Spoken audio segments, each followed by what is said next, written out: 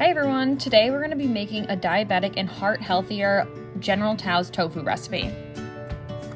This recipe is a spin-off of the traditional dish of General Tso's Chicken. General Tso's Chicken was first made in a Taiwan restaurant in the 1950s by a chef named Peng Cheng Kui. Originally, it was nothing like the Americanized dish that we now know. It was very heavy, sour, hot, and salty, according to the chef himself. It became the sticky, sweet, and fried dish that we know today by a chef named Sung Ting Wang. He wanted to grow the popularity of Sichuan cuisine in the U.S.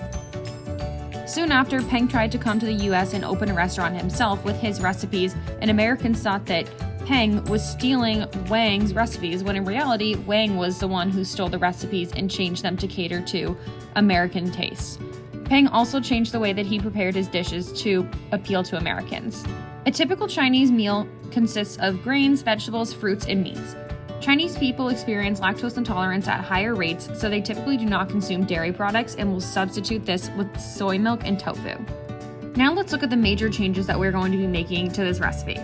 We will be swapping the chicken for tofu today. Chicken contains 5 grams of saturated fat per serving, which is low for an animal protein, but tofu only contains less than 1 gram per serving. We're also swapping brown sugar for agave or maple syrup. Agave has a lower glycemic index than sugar, and this is going to be important to consider when preparing diabetic-friendly recipes, which we'll discuss a little bit later in the video. This recipe also substitutes soy sauce for coconut aminos. Coconut aminos are gluten-free, which may appeal to some parties that are gluten-sensitive, but it's also considerably lower in sodium than soy sauce. 1 tablespoon of soy sauce contains 879 milligrams of sodium, while coconut aminos contains only 90 milligrams of sodium per tablespoon. Also, instead of deep frying the tofu, we will be air frying it, which requires minimal amounts of oil, and this significantly decreases the amount of fat in the dish overall. Finally, we will be serving our tofu over brown rice instead of white rice, which contains a lot more fiber, phosphorus, vitamin B6, magnesium, and manganese. Now let's talk about what chronic diseases are affecting Asian Americans. They're experiencing heart disease at higher rates compared to white Americans. This may be because they have higher rates of smoking, which is linked with heart disease and hypertension. Next, Asian Americans have higher rates of diabetes when compared to white, Black, and Hispanic Americans. Some ethnic Asian groups have prevalence rates as high as 14% in diabetes.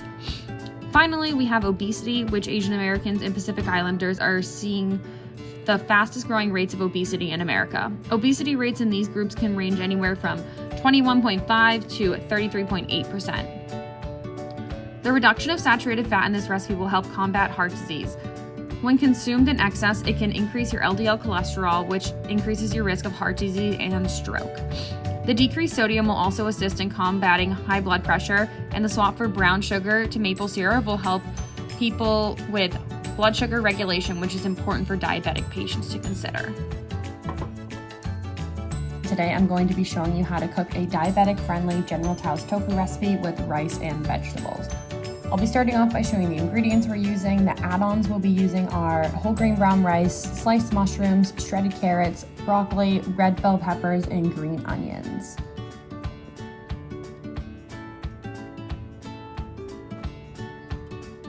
For the stir-fry sauce, we'll be using sesame oil, cornstarch, minced garlic, rice vinegar, and maple syrup or agave, coconut aminos, and a bit of water.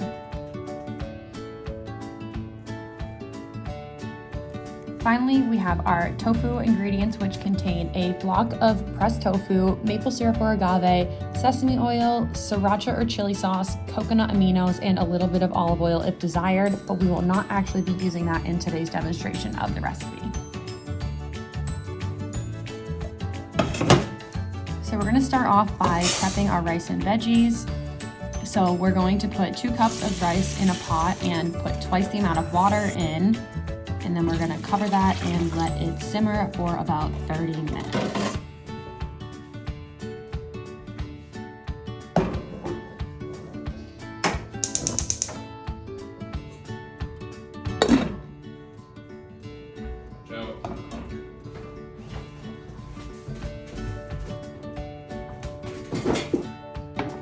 While that rice is cooking, we're gonna start prepping our veggies. We will want to slice our broccoli into bite-sized florets.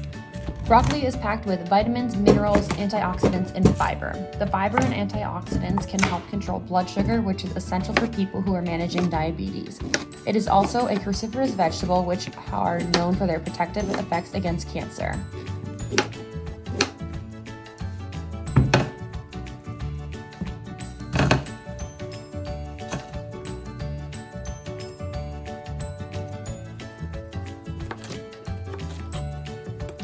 Next, we'll start slicing our bell peppers.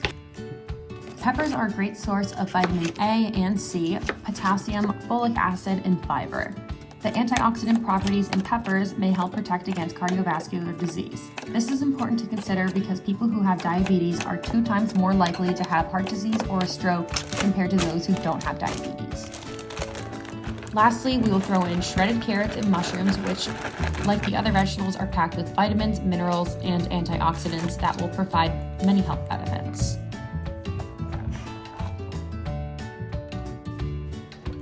To cook these vegetables, we are steaming them with about a half cup of water on medium heat for 15 to 20 minutes or until they've softened. We are cooking with water rather than oil to avoid unnecessary oil, which can contain high amounts of saturated fat. Saturated fat has been linked with increased levels of LDL cholesterol, which is also known as the bad cholesterol. Increase your risk of heart disease and stroke. Next, we can start mixing together our stir-fry sauce. We'll be starting off with 2 teaspoons of sesame oil, which provides a nutty, earthy flavor. Then we'll add 2 teaspoons of cornstarch, which will thicken the sauce.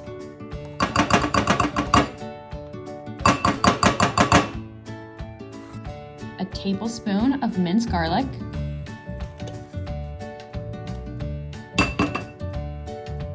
a tablespoon of minced ginger,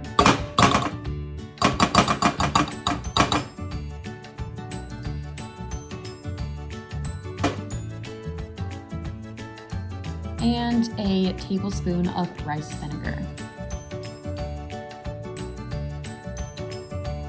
And then for our sweetener, today we're going to be using maple syrup, but we can also use agave. Agave actually has a lower glycemic index of 19 compared with maple syrup with a glycemic index of 54. This means that agave will be better at keeping blood glucose levels steady for a longer time than maple syrup or regular sugar. And then we're going to be adding 3 tablespoons of coconut aminos, which is also lower in sodium than traditional soy sauce that would normally be used in a recipe like this.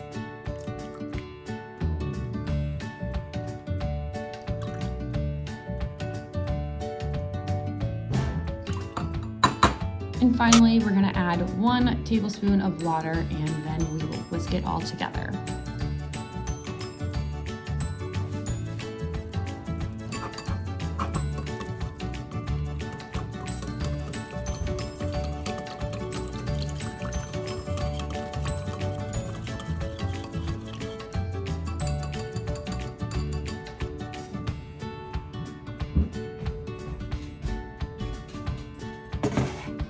Now we can start to prep our tofu. Here you can see that I'm taking the tofu out of a tofu presser. You can also press your tofu by wrapping it in paper towels and placing a heavy object on it like a cast iron skillet and letting it sit for 30 minutes.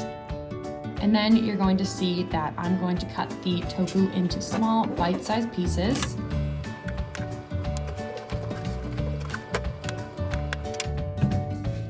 Then we're going to place them in a large bowl and make sure all the pieces are broken apart and not sticking together.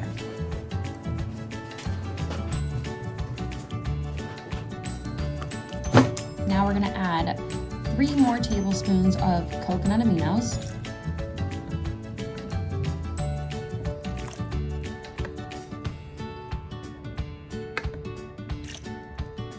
a teaspoon of sriracha,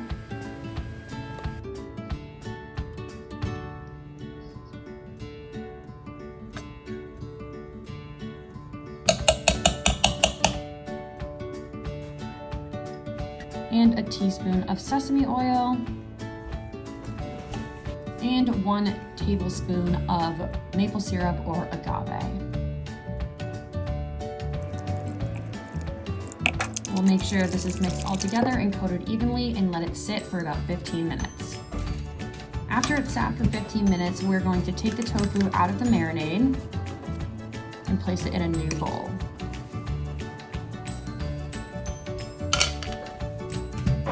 Then we're going to toss this with 4 tablespoons of cornstarch and make sure all the pieces are coated evenly.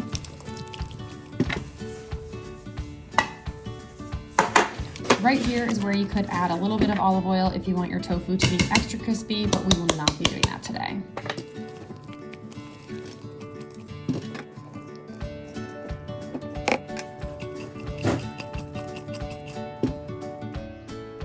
Now that all the pieces are covered, we're going to throw this in the air fryer.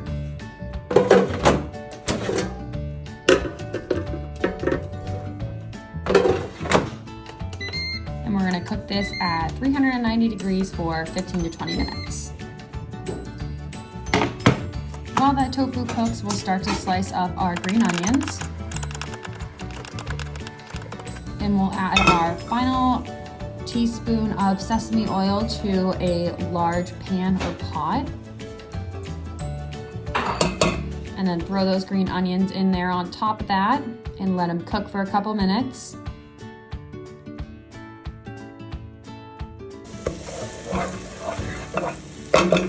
Once our tofu is done cooking in the air fryer, we're going to toss that in here. And we're going to pour our stir fry sauce right over that and let it cook for a couple minutes and thicken up.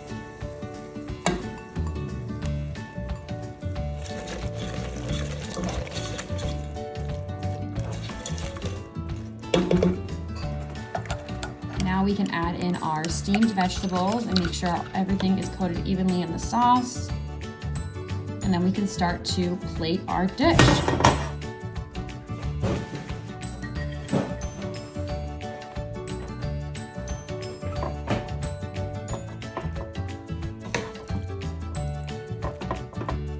Some optional toppings that I put on here are some fresh green onions and toasted sesame seeds.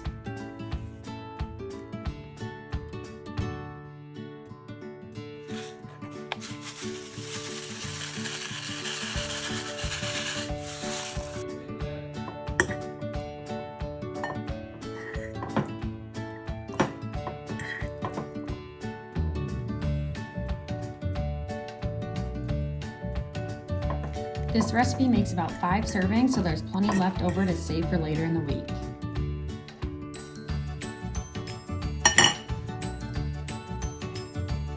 Finally, we can look at a comparison of the General Tso's tofu with rice and veggies and compare it to the nutrition of some General Tso's chicken that you would get for takeout.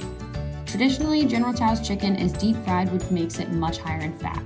One serving of General Tso's chicken contains more fat than a person is recommended to eat through the entire day. It's also higher in sodium and contains less vitamins, minerals, and fiber than today's recipe. The last important observation to make is that today's recipe is lower in protein than the traditional chicken recipe. This, however, is not something to be concerned about because the tofu recipe still contains 21 grams of protein per serving for only 423 calories. This accounts for less than 25% of a person's total daily intake, so there is still plenty of calories left in the day for a person to hit their protein goals. Now let's test your knowledge. In the comments below, leave your answers. Number 1, how do we lower sodium in this recipe? Number 2, name one nutrient or factor that increases your risk of chronic disease development. And number 3, name a sweetener that is lower in glycemic index than granulated sugar. Make sure you hit that like button below, subscribe to my channel, and leave any comments below that you have for me. Bye!